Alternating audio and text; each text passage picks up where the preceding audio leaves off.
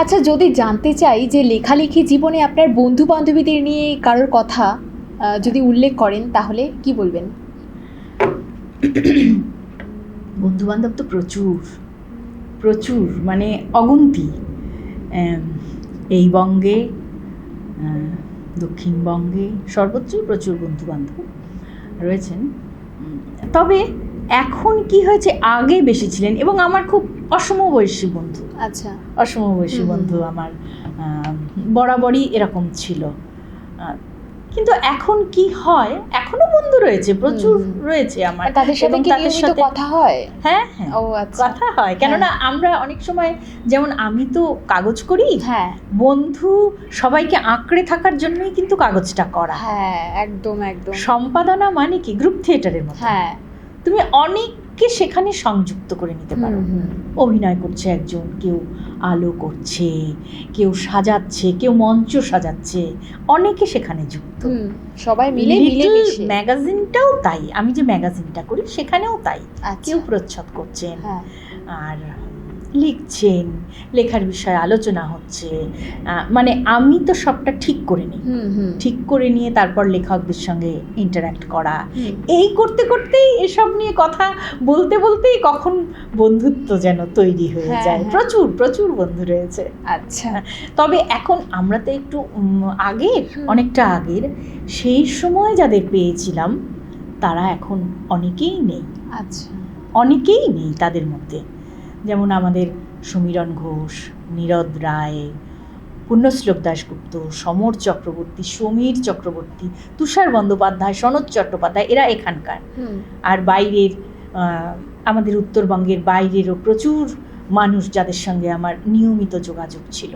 আচ্ছা, তারা এখন প্রয়াত হয়েছে। আচ্ছা, তাদের সঙ্গে তখনও মত বিনিময় হতো? একদম তাই। মানে এই নিয়ে, মানে অনেক বড় কবি, আমি তখন নতুন লিখতে এসেছি। একটা ছোট্ট অভিজ্ঞতার কথা বলি। একদম একদম। আমার একটা বই, সেটা আমার দ্বিতীয় বই। আচ্ছা, সে বইটার নাম লিনতাপ, লেটেন্টিড লিনোতাপ। হ্যাঁ, কবিতা পাখি প্রকাশনা থেকে বেরিয়েছে 2003-এ। তার আগে দুটো বই হয়ে গেছে। হ্যাঁ, প্রথম বই মেঘবন্দি, সেগুলো হয়ে গেছে। সেই বইটা একটা কাগজে রিভিউ হয়েছে। সেই কাগজটা হচ্ছে নবারুণ ভট্টাচার্যের ভাষাবন্ধন, এবং সেই কাগজের রিভিউ হয়েছে। সেই খবরটা আমাকে টেলিফোনে দিয়েছিলেন অমিতাভ দাশগুপ্ত, কবি অমিতাভ দাশগুপ্ত।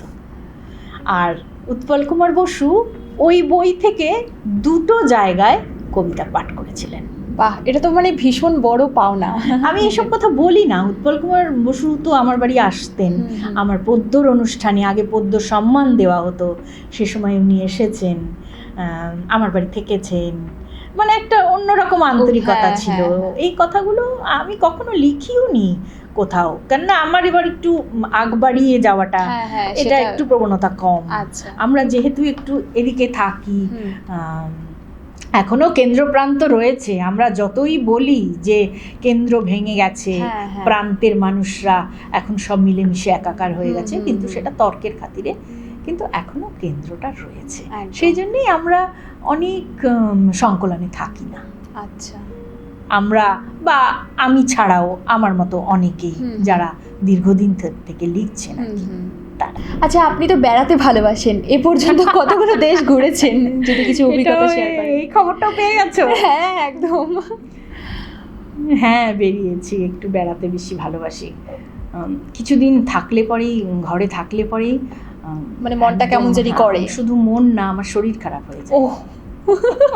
একদম। ওই যে বললাম, আমার ডিপ্রেশনে যাওয়া একটা বড় অসুখ। এই ডিপ্রেশনের জন্যই আমার ভীষণভাবে ব্যস্ততার মধ্যে থাকা। একজন বড় লেখিকা সেদিন আমাকে বলছিলেন যে, তুমি কি হাইপার অ্যাক্টিভ? হ্যাঁ, আমি বললাম হ্যাঁ, আমি হাইপার অ্যাক্টিভ। সত্যি তাই। আমি যদি একটু অলসভাবে কাটাই, ধরো দুদিন পড়ছি না, তার আগে একটা বড় কাজ করেছি, ধরো মনে হচ্ছে একটু বিশ্রাম নেব, কিন্তু আমার মনে হয় যে কি যেন হয়নি, ভাল লাগছে না, করতে হবে কিছু, উত্তেজিত মনে হয় তখনই। আবার এটা একটা অসুস্থতা। মানে সেইখান থেকেই তারপরে আবার ঘুরতে যেতে ইচ্ছে করে। হ্যাঁ, ঘুরতে যাওয়া তো বাড়িতে, আমার বাড়িতেও মানে পারিবারিক যারা রয়েছেন, আমার ছেলে মেয়ে, তারাও খুব একেবারে ভ্রমণ প্রেমী। পিপাসু, একেবারে ভ্রমণ পিপাসু, যার জন্য বেড়ানোগুলো হয়। আচ্ছা, আচ্ছা। হ্যাঁ, দেশ বিদেশ প্রচুর ঘোরা হয়েছে, এবং শুধু দেশ বিদেশ নয়, আমি আশেপাশেও, আমি যদি এই সাউডাঙ্গি আশ্রম যদি হয়, হ্যাঁ, সেখানেও আমি একদম মনের আনন্দে মানে ঘুরে বেড়াই। একদম। মানে আমার শুধু চার দেওয়াল থেকে বেরিয়ে একটু আলো বাতাসকে ভেতরে নেওয়া আর কি। আচ্ছা।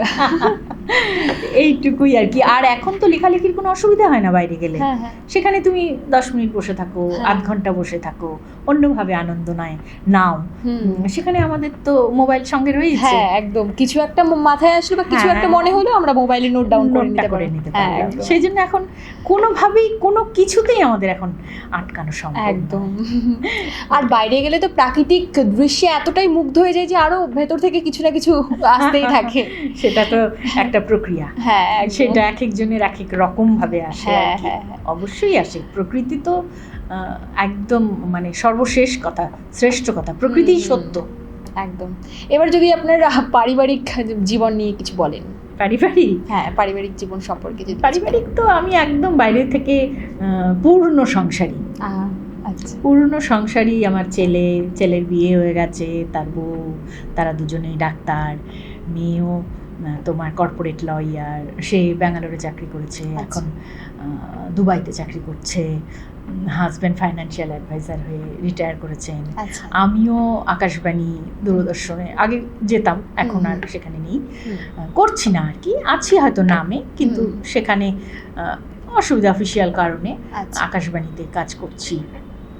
এগুলো রয়েছে, সবটাই আর কি বাইরে থেকে পরিপূর্ণ। কিন্তু যেখানে আমি একদম একা, প্রত্যেকটা মানুষের তো, একটা মানুষের মধ্যে তো অনেকগুলো আমি থাকে, সেই জায়গাটায় আমি ভীষণ অগোছালো। হয়তো গোছানো সংসারটা দেখে মনে হয় যে ভীষণ গোছানো, একেবারে ভীষণ ক্যালকুলেটিভ, আদতে কিন্তু তা নয়। এই আর কি। আচ্ছা, এবার আমরা রিমিদির কবিতা তার কাছ থেকেই পাঠ করে নেব, যদি কিছু শোনান। কবিতা? হ্যাঁ, হ্যাঁ, ঠিক আছে। আমি পুরনো বই থেকে কবিতা পড়ছি। একটা আমার প্রিয় কবিতার বই, সেটা হচ্ছে বাবা ও ভ্রমণ। আচ্ছা। আমার বাবা কোভিডের ঠিক 7 দিন আগে চলে গেছেন। আমার খুব ছোটবেলায় বিয়ে হয়ে গেছিল, একদম তোমার 15+। আচ্ছা, এত ছোট বয়সে? ক্লাস 10-এ। তারপরে সমস্ত কিছু, পড়াশুনো, ঘোরা, কাজকর্ম, নাটক, এটা করা ওটা করা। কিন্তু বাবার সঙ্গে আমার যে একটা কি ছিল, প্রত্যেকেরই থাকে, এটা নতুন করে কিছু বলা নয়, প্রাণীর টান, একদম তাই। শিকড়, হৃদয়, রক্ত, অনুভূতি সবটা মিলে। তো বাবা চলে যাওয়ার পর আমার এই বই, কবিতা আশ্রম বলে একটা প্রকাশনা আছে, তারা তখন এই পাণ্ডুলিপি তারা চেয়েছিলেন, আমন্ত্রণ করেছিলেন, তখনই সেখান থেকে আমি 2টো কবিতা পড়ছি। যদিও যেই কবিতা দুটো আমার সামনে খুলে গেল পৃষ্ঠা, সেখানে কোনো না কোনোভাবে বাবা রয়েছেন, কিন্তু সরাসরিভাবে নেই। কেননা কবিতা তো অরূপ দর্শন, এখানে তো সরাসরিভাবে কবিতা থাকে না, কবিতা একটা রহস্য, কবিতার একটা আলাদা ভাষা রয়েছে। একটা কবিতা পড়ছি প্রথমে, 32 নম্বর। ভ্রমরের পাশে এক মুঠো আনন্দ রাখা ছিল গোপনে, কৌটোর ভেতর। মুখ খুলে সে কেঁপে উঠছে সম্ভবত। আনন্দ কি সমুদ্র ভাঙা ঢেউ, নাকি পাহাড় ছেঁড়া রাত, অথবা সদ্য নিভে যাওয়া মাটির প্রদীপ, পুড়ে যাওয়া তুলো থেকে তেলচিটে ঘ্রাণ, যেখানে লেগে আছে সর্ষে ক্ষেত আর শিমুল গাছের পিছু টান। ভীষণ সুন্দর। আরেকটা পড়ছি। বরং চলো এঁকে ফেলি কিছুটা ফুল ও দুর্বাঘাস, ভুল থেকে ভেসে উঠুক ভয় ও ভায়োলিন। সীমার মধ্যে অসীমাকে পাই না, এসো অনন্তকে ঘিরে থাকি। অসুখের ভান করতে করতে মহা জঙ্গলটিকে অসুস্থ ভাণ্ডার করে তুলি। কবিতার তাবিজ কবজ পড়ে বলি, কমেন্ট করো, কমেন্ট করো। ভীষণ সুন্দর রিমিদি।